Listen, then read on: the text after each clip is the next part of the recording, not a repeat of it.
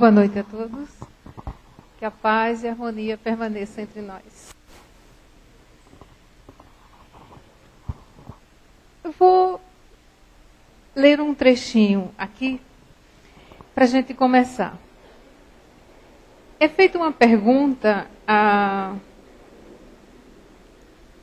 Evelina, que é a seguinte: Irmã Evelina, que sensações foram as suas vendo-se a sós com o irmão, que no caso é o ex-noivo dela?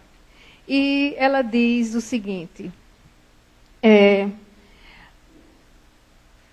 ao rever-me a sós com ele, né, sem ninguém, eu me detive nas lembranças do passado, quando supunha ter achado nele o homem de minha preferência. Senti-me transportada para minha juventude.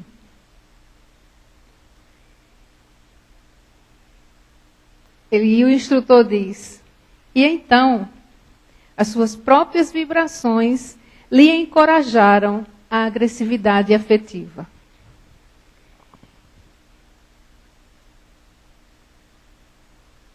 E ele diz: o seu coração, estou pulando um pouquinho, falou sem palavras.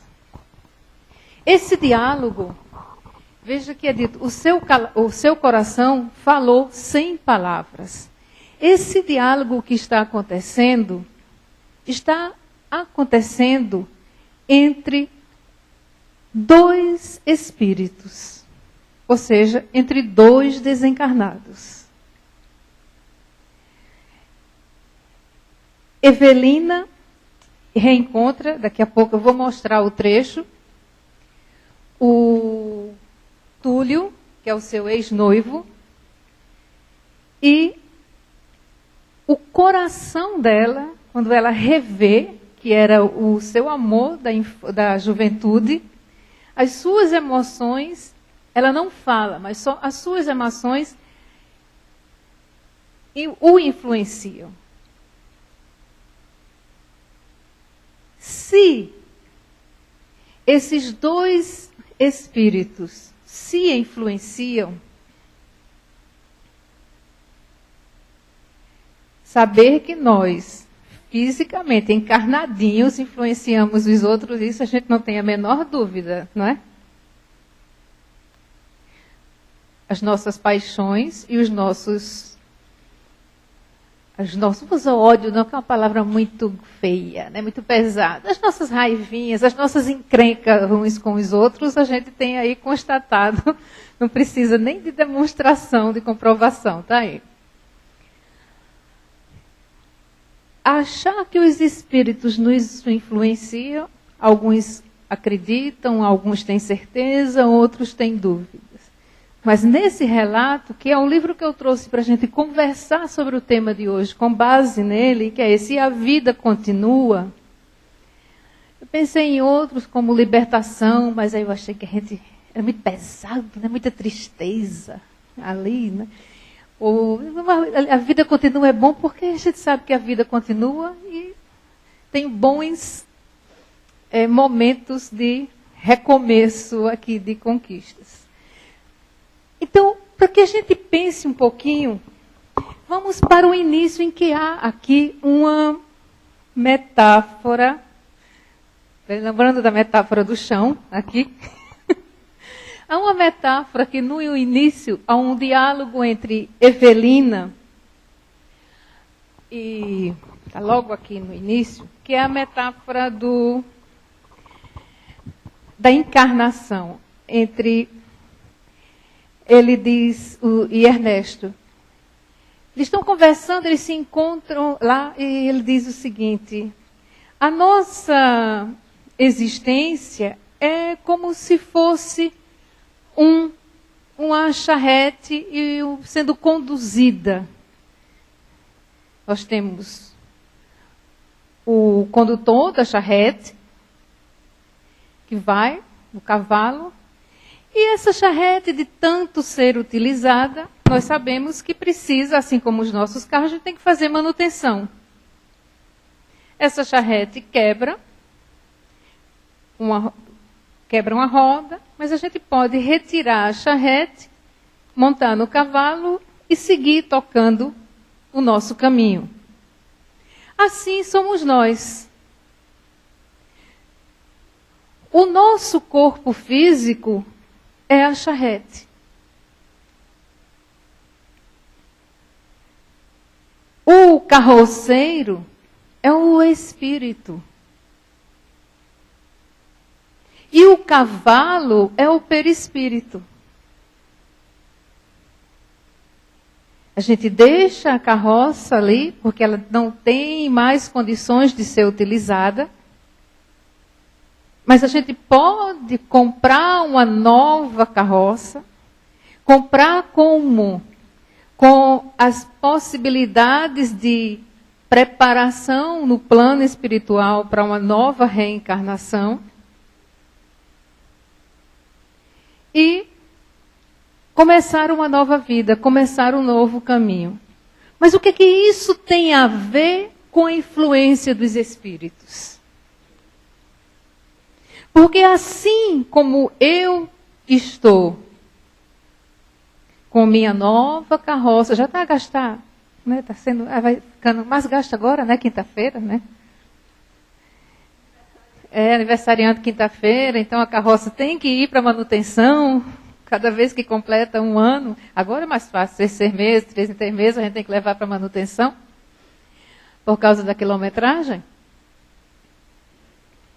Todos os que estão envolvidos comigo também ou pegaram a sua carroça e estão aqui, ou estão no plano espiritual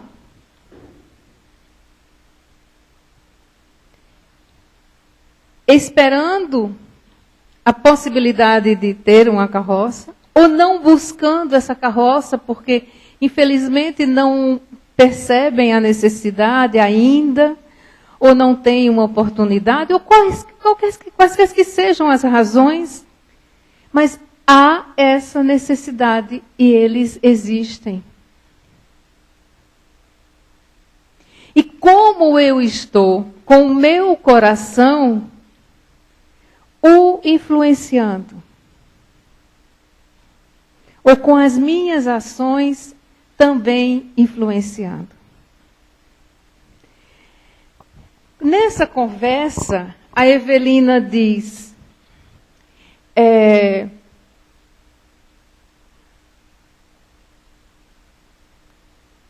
a senhora já leu alguma coisa sobre espiritualismo? Ela diz, não. Ele diz, pois eu quero dizer que a charrete, ainda agora, sobre nossa observação, nos faz lembrar certos apontamentos. Aí ela diz, como pode isso?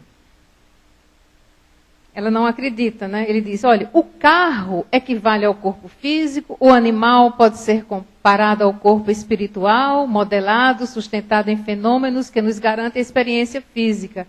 E o carroceiro simboliza, em suma, o nosso próprio espírito, isto é, nós mesmos, no governo mental da vida que nos propicia. O carro avariado, qual o que vimos aqui, porque eles têm um percurso que o carro quebra, né, no caminho, o condutor abandona a sucata na natureza e prossegue em serviço. Isso aconteceria de maneira natural na morte e na desencarnação. O corpo de carne, tornado inútil, é restituído à terra, enquanto o nosso espírito, envergando o envoltório da matéria sutil, que, aliás, lhe condiciona a existência terrestre, passa a viver em outro plano, no qual a roupa da matéria mais densa para nada lhe serve. Ela ri, aí diz, teoria engenhosa. O Senhor me fala da morte e que nos diz desse trio durante o sono. E aí eles continuam conversando. É interessante a gente pensar nesse diálogo aí, quando ela diz, isso é uma teoria engenhosa. Nós já sabemos que não é uma teoria engenhosa. No sentido de ser fantástica. Se pensarmos nessa teoria, o que Evelina vai descobrindo ao longo da sua... Ela volta para o plano espiritual.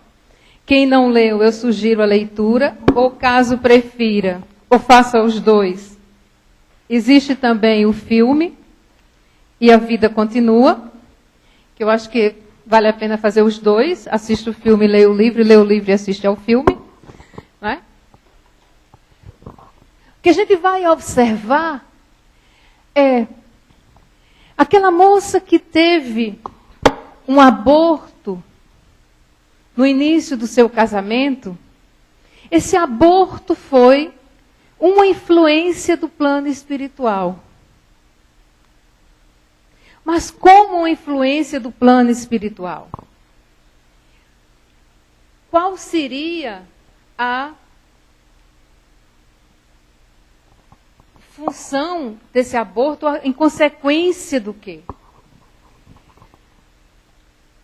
Ela, na sua juventude, era comprometida, ou ficou entre o Túlio e o Caio, e estava, digamos, noiva do Túlio.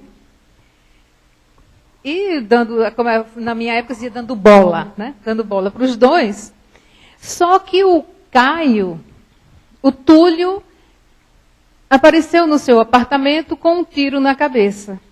Então, se sabia no plano terrestre, aqui entre nós encarnados, que ele havia se suicidado. Ela casou com um amigo em comum, o Caio. Casou com o Caio e engravidou do Caio, no segundo ano de casamento, e abortou. Foi um aborto espontâneo. Só que esse aborto espontâneo, quando ela retorna para o plano espiritual, ela vai saber que houve influência do espírito. E quem era esse espírito? Era o Túlio, o que havia se suicidado. Mas então nos parece haver uma injustiça aí. Ele se suicida, vai por ciúmes, por que razão influenciar? Ela estaria sendo vítima 2 vezes, perdeu o noivo, sofreu bastante e agora perde um filho por causa dele.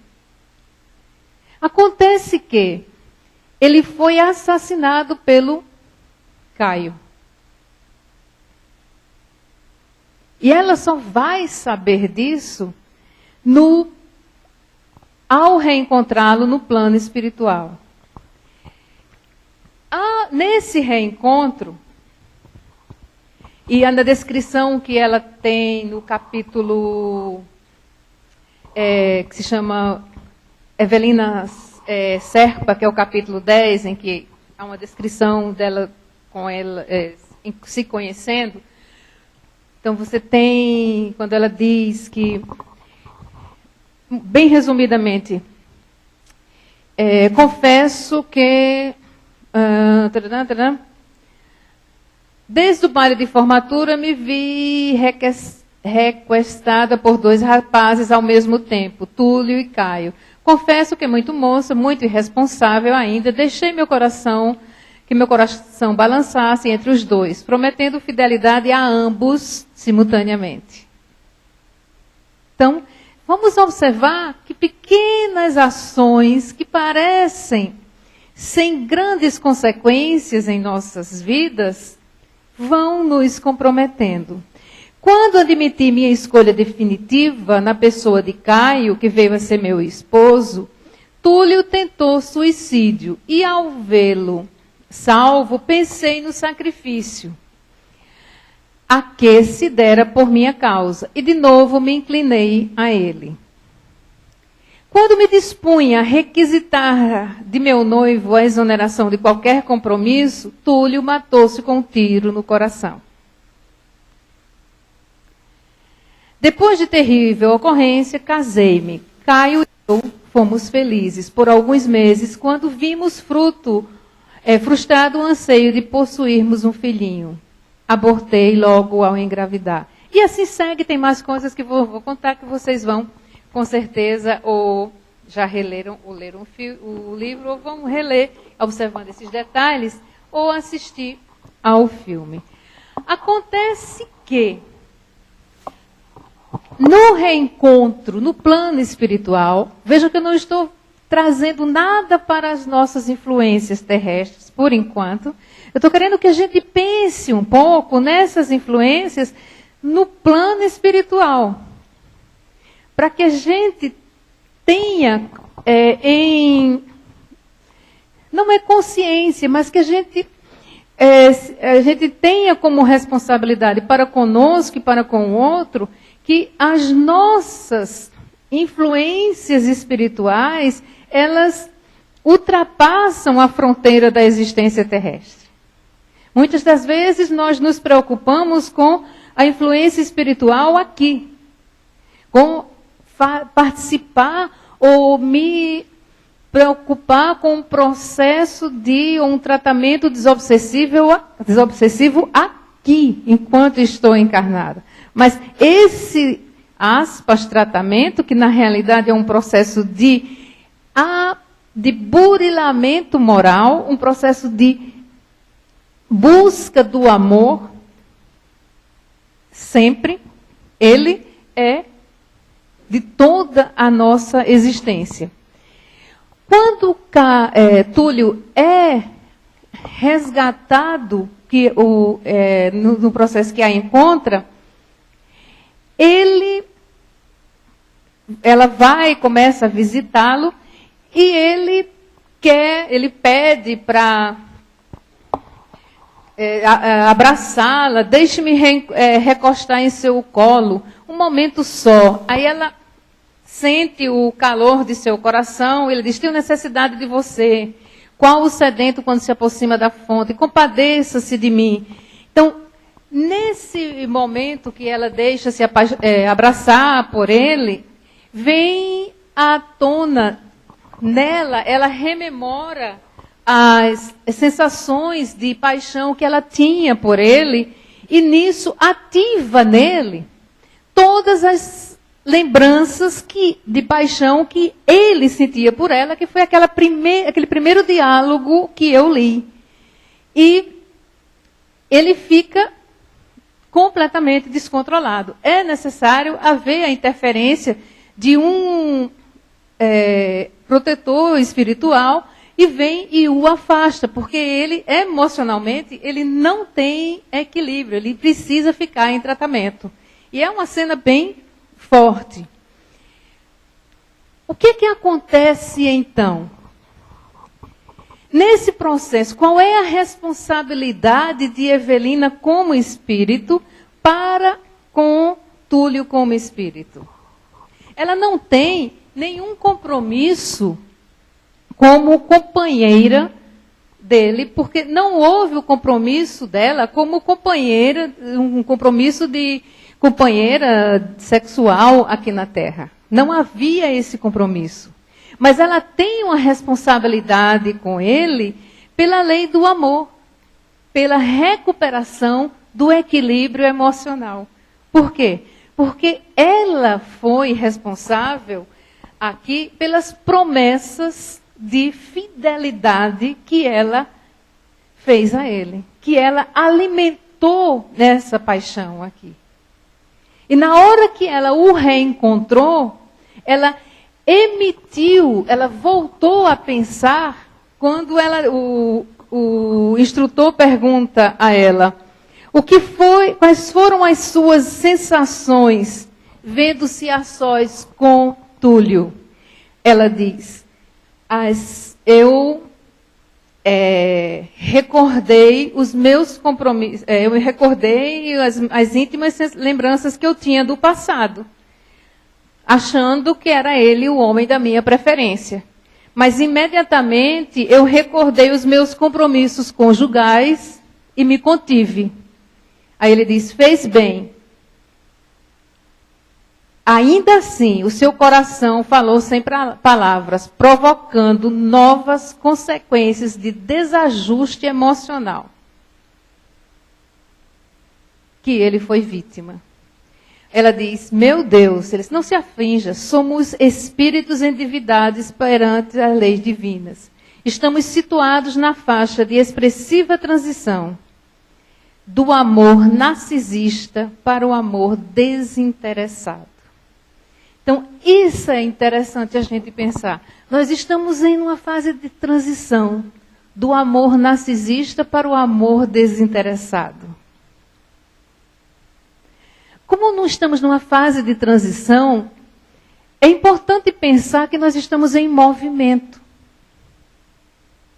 Não estamos parados. Mas é importante pensar também que não adianta eu ficar simplesmente parada sem fazer o bem. Não me adianta não fazer o mal e não fazer o bem. No capítulo 9 do Livro dos Espíritos, da intervenção dos espíritos no mundo corporal, a primeira pergunta é veem os espíritos tudo que fazemos? Podem ver, pois constantemente nos rodeiam.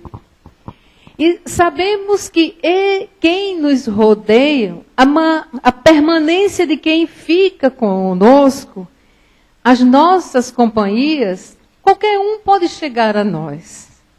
Qualquer pessoa pode nos visitar. Qualquer um pode se aproximar de nós. Agora, permanece quem tem conosco sintonia.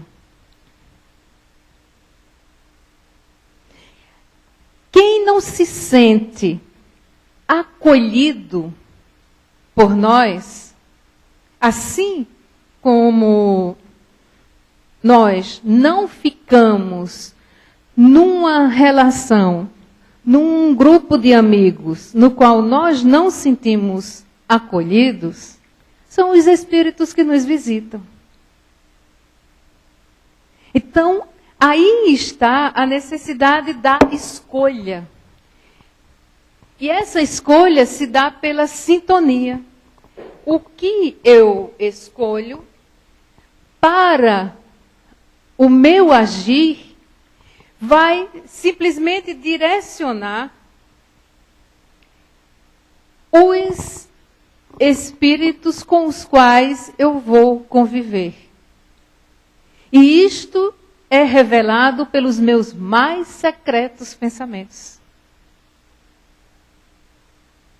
Porque eu posso disfarçar para os carroceiros, outros que aqui convivem comigo, eu posso disfarçar para todos os colecionadores das charretes, não é? Mas para os que estão lá, só os cavalos com os espíritos não dá. Eles nos conhecem. É interessante a gente pensar também que esses pensamentos, eles se revelam nos nossos atos. Quantas vezes não se repete a expressão, o corpo fala? Palavras, às vezes, que são semanticamente escolhidas como as mais politicamente adequadas, as mais doces, as mais adequadas, inclusive com a codificação. Mas elas não trazem na sua expressão, no modo de agir, na postura corporal ou num ato ao sair, ao ligar o carro e sair quando nos dão um tranca ali na esquina. Esse sentido do bem. Sempre se diz, é muito fácil ser espírita dentro do centro espírita. No primeiro sinal, a gente pode esquecer toda a codificação.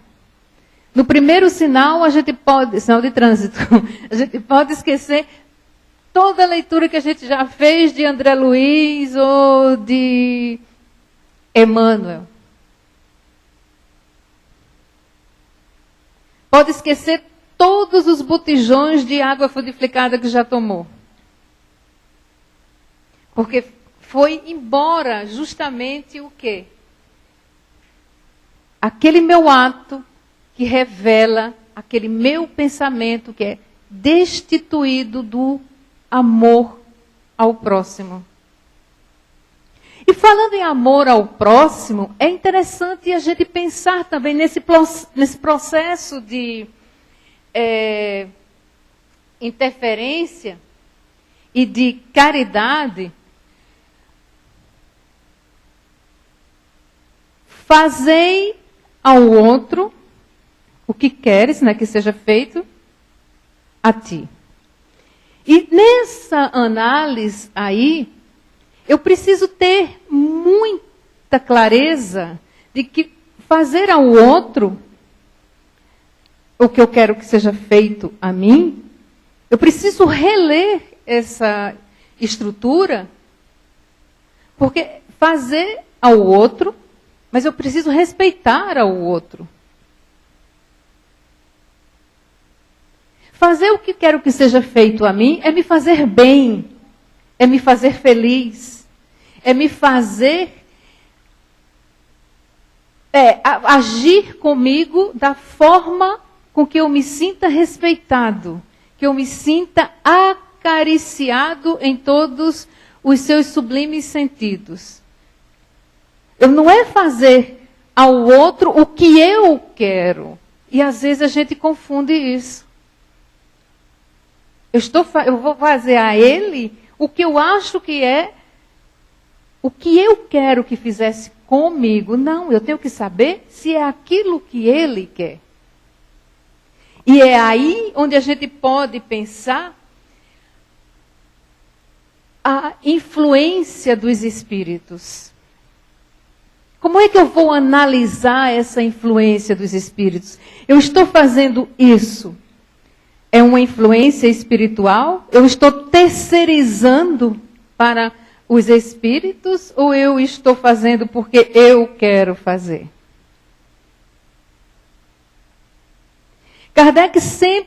Os espíritos sempre respondem a Kardec em mais de uma situação. Estude o caso. Verifique a situação. Você não tem uma resposta pronta. Primeiro, nenhum espírito do bem orienta qualquer ação que não seja para o bem.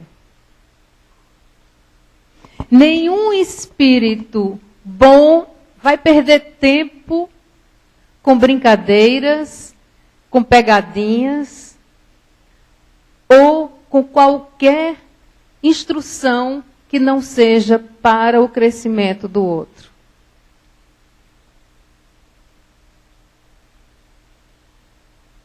O que é que eu estou fazendo? Então, nesse processo, como é que eu vou distinguir? Como é que eu vou pensar? Na 461 diz, como é que eu vou distinguir os meus pensamentos dos que são sugeridos? Quando um pensamento vos é sugerido, tendes a impressão de que alguém vos fala. Geralmente os pensamentos próprios são os que acodem em primeiro lugar. Afinal, não vos é de grande interesse estabelecer essa distinção. Muitas vezes é útil que não saibais fazê-la. Não a fazendo, obra o homem com mais liberdade. Às vezes a gente fica também querendo muito saber quem é o meu amigo espiritual, quem é meu anjo da guarda. Às vezes nos grupos de ESD a gente sempre tem a pergunta, o meu anjo da guarda, eu tenho mais de um? Quantos eu tenho?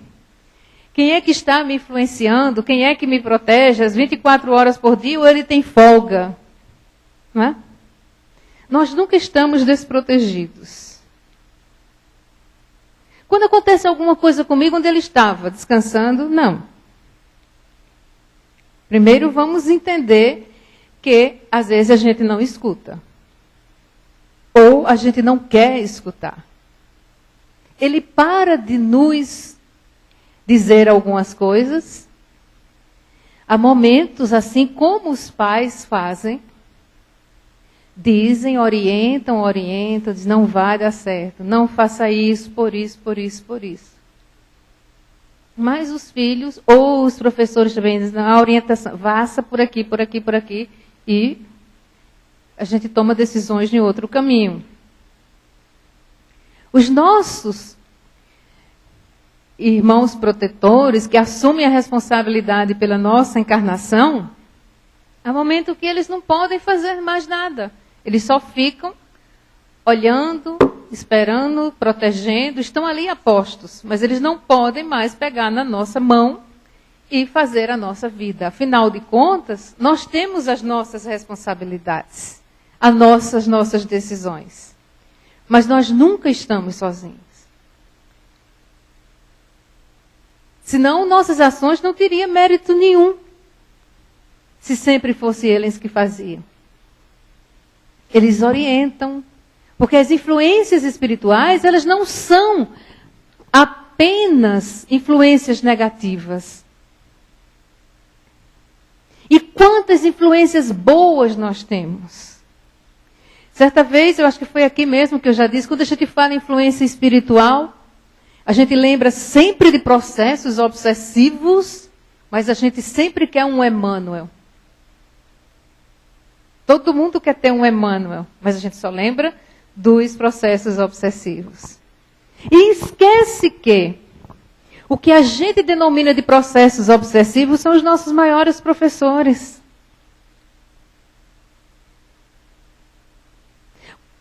Quantas vezes, se a gente não tivesse no tratamento, a gente não deixaria para vir na outra semana ao centro? Né? Às vezes a gente está até um pouquinho melhor, faz, acho que uma semana não vou, não, estou tão cansado. Estou melhor.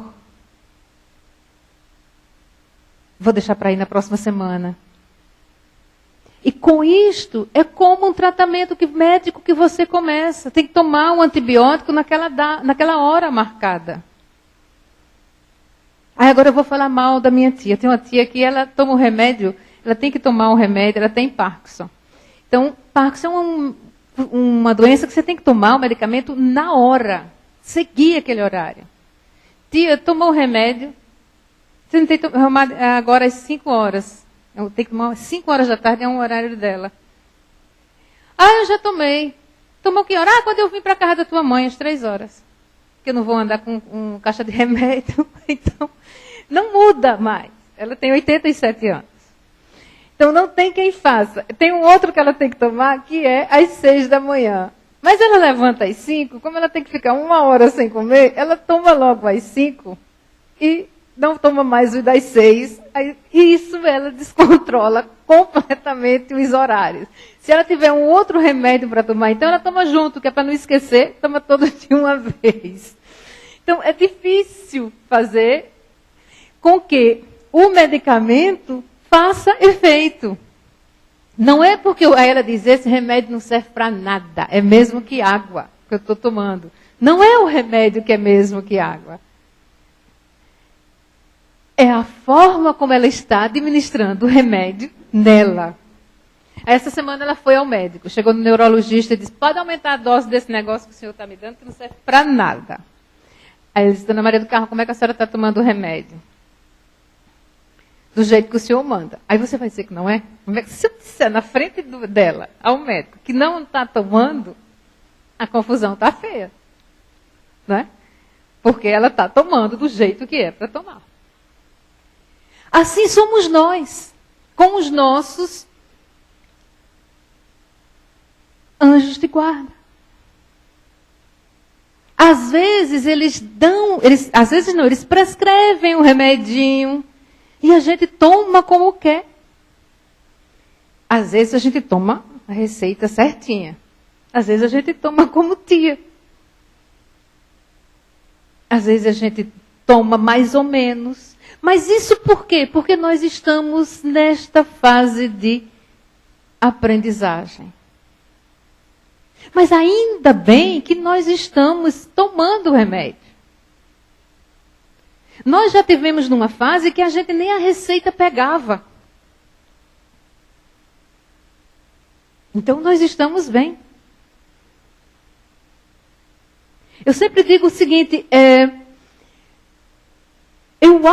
para mim, talvez até como uma forma de proteção, eu fico muito feliz que a gente esteja, nesse momento, na Terra, em centros espíritas, mesmo em processos de tratamento eternos. Diz, mas eu já estou há 3 meses só.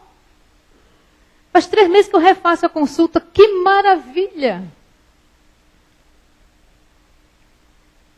Vamos refazer por mais 3, por mais 3, por mais 3. Porque enquanto a gente tiver prescrição, a gente está aqui.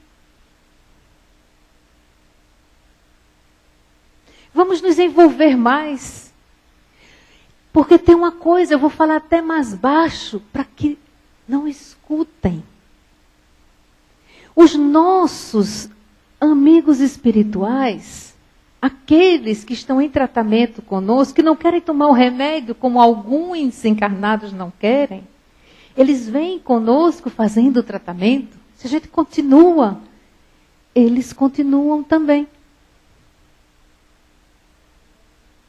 Quantos estão neste momento, porque essa salinha aqui, ela é apenas nessa dimensão fisicamente, materialmente. A estrutura do plano espiritual dessa sala, ela é imensa. Se a gente contar aqui, encarnados, somos o quê? 50, nem dá 50 aqui. Mas quantos estão aqui em tratamento espiritual?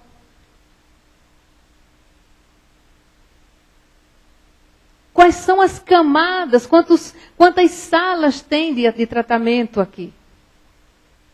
Que só foram possíveis e está em funcionamento agora porque nós, menos de 50 encarnados, estamos aqui.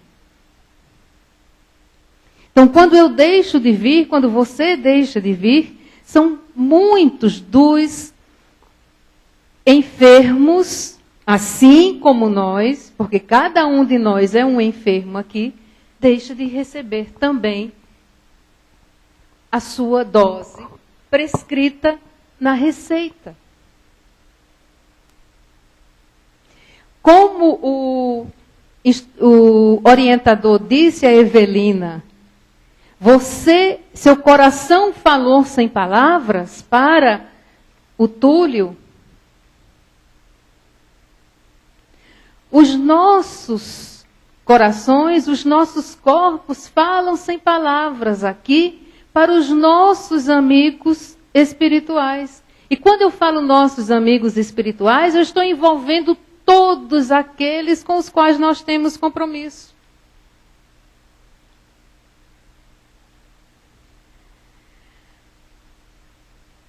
Nesse capítulo, tem um trecho que eu acho bem interessante,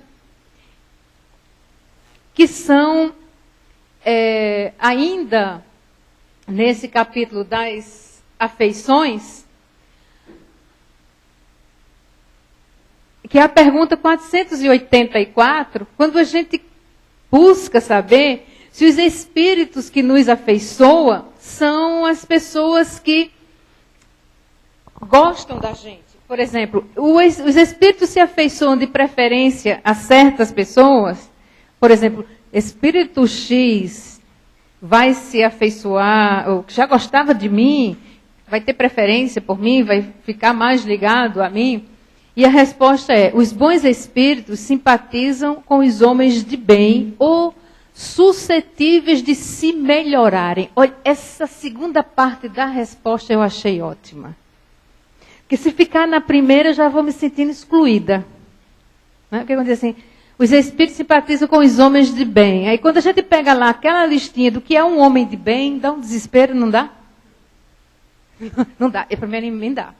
Eu fico lendo aquilo ali, me dando uma depressão, tenho que ligar logo para o analista, aí eu fico meio desesperada com aquela história. Aí quando essa segunda parte, aí eu gosto muito do final dessas respostas, ou suscetíveis de se melhorarem. Aí aqui a gente já vai criando uma alma nova, né? A gente sempre está querendo se melhorar, né? Opa! Os espíritos inferiores com os homens viciosos, ou com que podem tornar-se tais. Daí suas afeições como consequências da conformidade dos sentimentos. Não tem jeito. Sempre a afeição vai estar resumida na tal palavra sintonia. É exclusivamente moral a afeição que os espíritos voltam para certas pessoas, ou voltam a certas pessoas? A verdadeira afeição nada tem de carnal, mas quando o espírito se apega a uma pessoa, nem sempre o faz só por afeição. Isso é importante. A estima que essa pessoa lhe inspira pode agregar-se a uma reminiscência das paixões humanas. E assim, esse item segue falando das afeições, porque a gente é muito curioso para saber, né, se eu vou... Imagina... Então, como eu não conheci Chico Xavier, não há a menor possibilidade de um dia Chico Xavier ter uma afeição por mim. A gente vai logo para o top, né? Porque a gente vai logo buscando assim os top, não vai querendo ficar segundo, terceiro escalão. Os parentes e amigos que nos precederam na outra vida, maior simpatia nos votam do que espíritos que nos são estranhos? Essa pergunta é interessante. Kardec fez com a maior boa vontade, como se toda a família fosse assim, aquela harmonia. Eu vou reler. Os parentes e amigos que nos precederam na outra vida, maior simpatia nos votam do que os espíritos que nos são estranhos? Pelo menos eu fiquei pensando assim, desculpe se eu estou generalizando as famílias, mas eu pensei na minha. Assim, no mais amplo sentido de família. Eu falei, nossa. Que às vezes tem umas encrencas na família da gente, né? Pelo menos na minha tem umas encrencas. Aí ele diz, sem dúvida, e quase sempre vos protegem como espíritos, de acordo com o poder que dispõem. São sensíveis à afeição que eles conservam, muito sensíveis, mas esqueces dos que os ouvidam.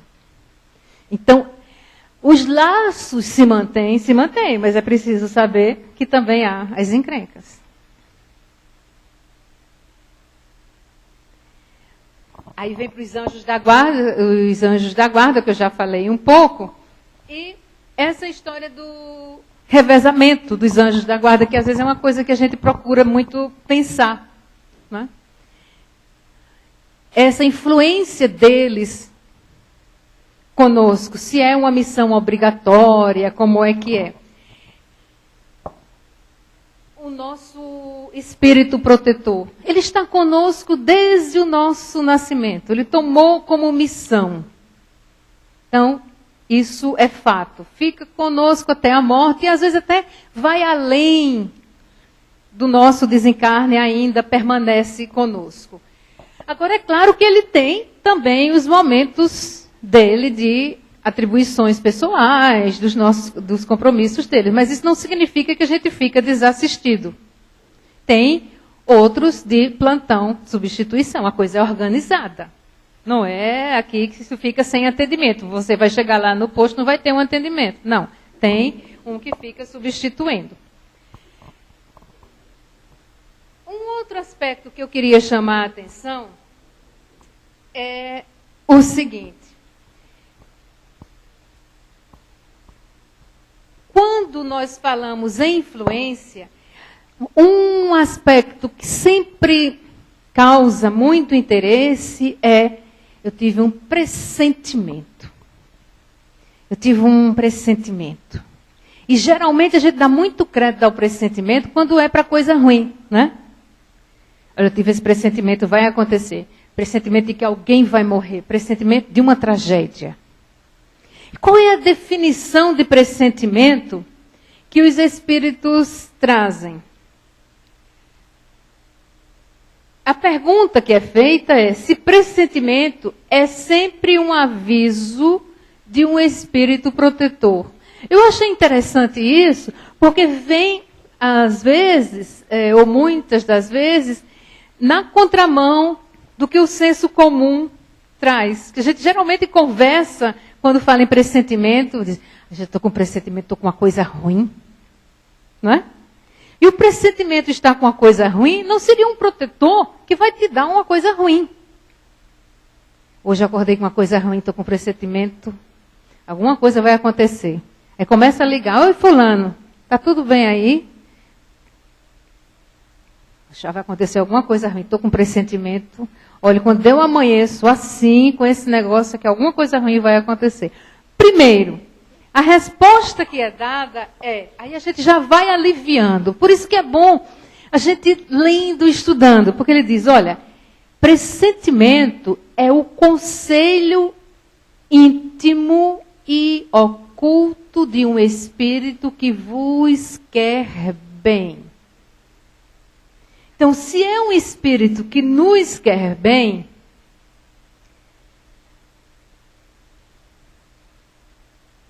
se for alguma coisa não muito agradável que vai nos acontecer, saibamos que estaremos assistidos. Se for uma coisa boa, também está duplamente feliz, né? Também está na intuição da escolha que se haja feito. Mais uma vez vem a decisão.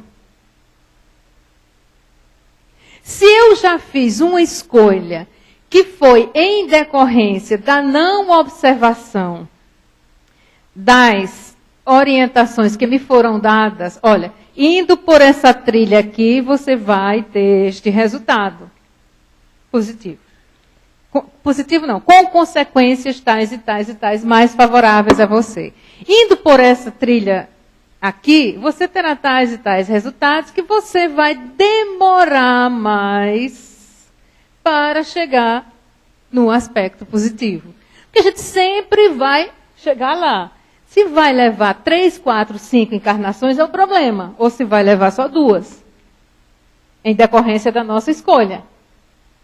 Se aqui hoje, encarnado, a gente fala em desgaste cognitivo, se eu vou fazer uma escolha para resolver um problema, ou se vou preparar um trabalho, que eu vou levar 3, 4 horas, ou uma defesa que eu vou preparar e vou levar não sei quantos dias, a depender do rumo que eu tomo, vou falar em desgaste emocional, desgaste cognitivo, as nossas escolhas das nossas ações na Terra, como espírito, vão implicar em consequências que são desgastes do processo reencarnatório futuro. Não é? Então ele diz, pressentimento é um conselho íntimo e oculto de um espírito que vos quer bem. Também está na intuição da escolha que seja feito. É a voz do instinto. Antes de reencarnar, tem o espírito conhecimento das fases principais da sua existência. Isto é, do gênero de prova que se submete. Tendo estes caráteres assinalados, ele conserva no seu foro íntimo uma espécie de impressão das provas. E esta impressão, que é a voz do instinto, fazendo-se ouvir quando lhe chega o momento de sofrê-las e torna pressentimento. Então você tem a diferença, por exemplo, entre intuição e pressentimento. Então, você vai falar, se eu já tenho mais ou menos, é como se eu tivesse eu tenho uma programação do que vai acontecer comigo, eu tenho mais ou menos aquela lembrancinha apagada, é como se fosse criar criar uma página e botasse uma marca d'água. Eu tenho uma marca d'água da minha vida. E tem aquela sombrazinha ali dos acontecimentos da minha vida. E esses acontecimentos, quando eles forem mais tristes, mais dolorosos um pouquinho, mas necessários, isso pode me parecer, eu posso ter, algumas pessoas têm maior ou menor sensibilidade, essas fases demarcadas. E para ir me encaminhando para o final,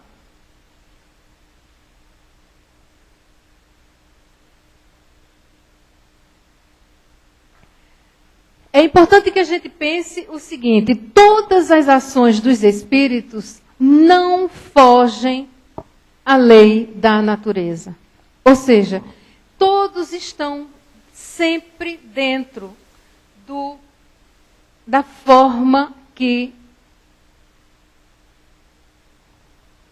é prescrita dentro das circunstâncias da vida, da natureza. Por exemplo, exercem os espíritos alguma influência? Sim, mas nunca fora das leis da natureza.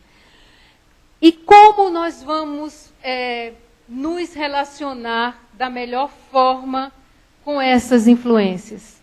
Dependendo de nossas escolhas. Eu escolho com quem eu quero viver. Eu escolho como eu quero viver.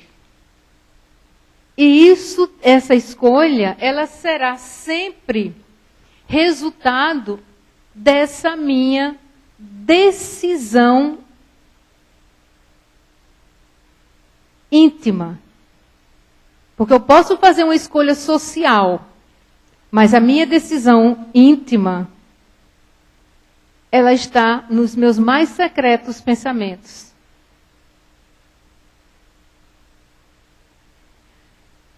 Como nós temos, por exemplo, no país, nesse momento, a propagação, você entra de tantas mensagens que não são verdadeiras sobre questões políticas, por exemplo. Uma coisa simples, sobre o sistema de votação que está sendo propagado agora. Você vai repassando informações que não são verdadeiras. Você está se comprometendo com o futuro do país. Você entra nos consultórios médicos, você entra nas repartições. Essa semana passada e esta eu estive em alguns lugares desses públicos e pessoas com poderes repassam informações que não são verdadeiras. Essas pessoas, e se você continua repassando, você está fazendo esse comprometimento aqui. Quando você chega depois, você vai ficar reclamando de uma situação que está sendo criada. Quantos espíritos não estão influenciando o país? Mas influenciar o país é influenciar o quê? É influenciar cada um de nós que aqui estamos. E não é só o país, é o mundo no momento. Então pensemos na influência dos espíritos como bênçãos, como contribuições de grande responsabilidade. Por quê? Porque na hora em que eu me preocupo em não fazer o mal, eu tenho que me preocupar em proporcionar o bem. Proporcionar o bem é desde, como eu comecei dando o exemplo, um comportamento no trânsito, um comportamento no WhatsApp, um comportamento em casa, um comportamento no trabalho. Mas estes comportamentos de atos são consequências do comportamento, como foi dito a Evelina, do meu coração e, consequentemente, das minhas palavras.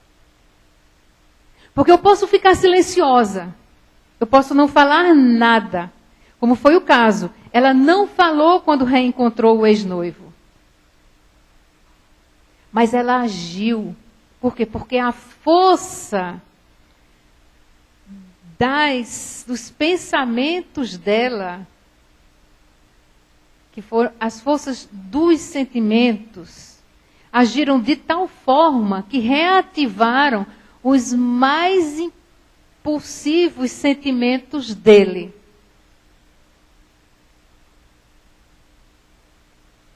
Então, meus irmãos, o que eu quero finalizar dizendo é: a nossa responsabilidade é tamanha para conosco, que muitas das vezes é fundamental que a gente releia esse capítulo, por exemplo, da influência dos espíritos. Sempre. Agora, não pensando que os espíritos são os outros, mas que o espírito sou eu. Eu sou espírito. Então, eu exerço influências. E que influência eu estou exercendo nesse momento e em todos os momentos? E que tipo de influência eu quero exercer?